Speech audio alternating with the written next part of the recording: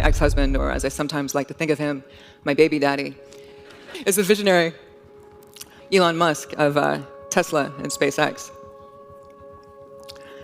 I met him when I was 18, he was 19. We were at college.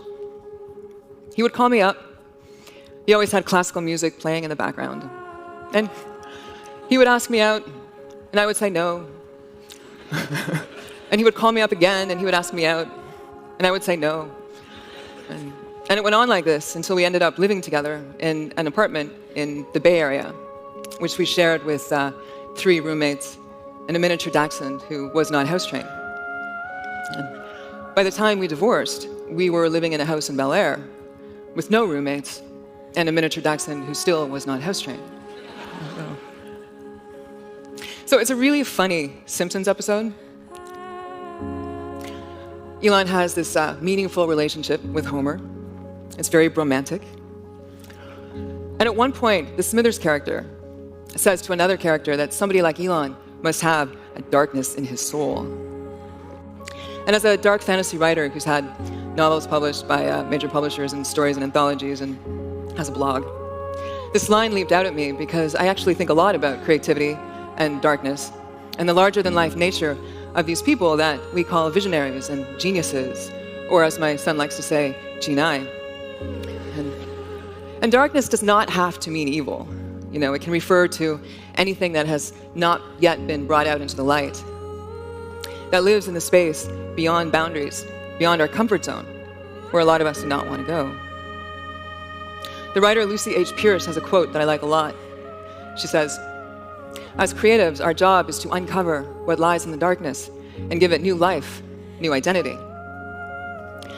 And I realize that artists and entrepreneurs are a lot alike, and that they are both obsessed with creating something out of nothing, with pulling value from the dark. So when I was preparing this talk, I said to Elon, so do you have any advice that I can maybe give to bright young things in the audience who might want to grow up to be you one day? And he did say something, which I'll get to at the end.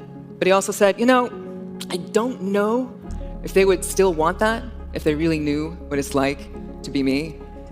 And it made me think that before we call these people visionaries, before they have that kind of success, we have other words for them. We call them, geek, or outsider, socially awkward, weird, a little different, odd one out.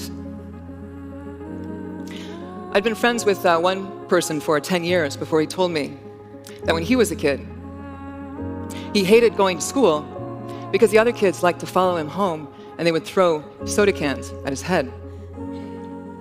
So he sought refuge in computer games, which got him into coding, which led to the creation of his first company, which he sold by the time he was in his mid-20s, so, nobody is throwing cans at him now. During my years with Elon, I became familiar with a distinct and deeply tribal mentality known as engineers. And once when my dad came to visit, I was taking him to see Elon at Elon's first company, Zip2. And we were crossing through the office park, and we saw these lanky dudes in jeans and t-shirts, and they were racing these remote-controlled contraptions around the parking lot and banging them into cars. And my dad said to me, "Oh, are these the children of the engineers?" And I said, "No, Dad, these are the engineers." And when Elon and I would travel, and we had to fill out those forms at customs that wanted to know your occupation, Elon never wrote down CEO or King of the World or Studley International Playboy. He wrote engineer. And he wore jeans and t-shirts to work. And whenever we went shopping for clothes, or later consulted with the stylist whose name was Martin, he would say, no, you don't understand. I can't look cool or hip because I have to look like an engineer. And one of the things that he told me, although I don't know if it's as true now as it was back then, was that engineers could not quite figure out why it was that the suits made the big money when it was the engineers who actually built the stuff that they were selling. And meanwhile, the suits would listen to the engineers talk and they would have no idea what they were saying. And that's when I realized that Elon was somebody who had learned to speak both languages. And he could move between the tribes because he was an engineer in a suit. And he brought together worlds. And this is what an engineer does. I mean, this is what a visionary does.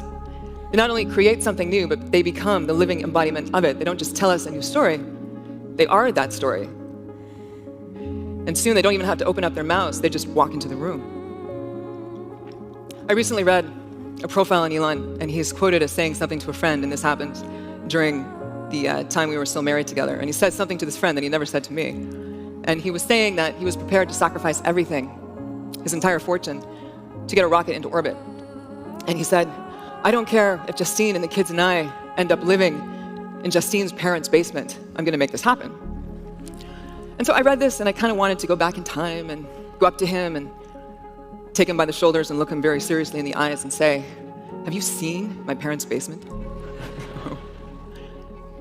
So I'd like to wrap up by getting to Elon's advice, which is to always go beyond memorizing formulas, passing tests, to always go deep into the underlying principles of a subject, to track any problem down to the root cause buried in the dirt and the dark. And I would add to that and say, be brave enough, be bold enough, and be insane enough to see things more completely, more vividly, more fully than everybody else around you. And refuse to look away from what you see and what you know, even if people want to burn you at the stake. Because visionaries, they take all that passion and their badass personalities and their mad skills and the mastery of their chosen subject matter, and they use it to put themselves on the line, unlike anybody else you'll ever meet. And it's this that allows them to open up windows into another deeper reality in which transformation is possible and things of awe happen on a regular basis.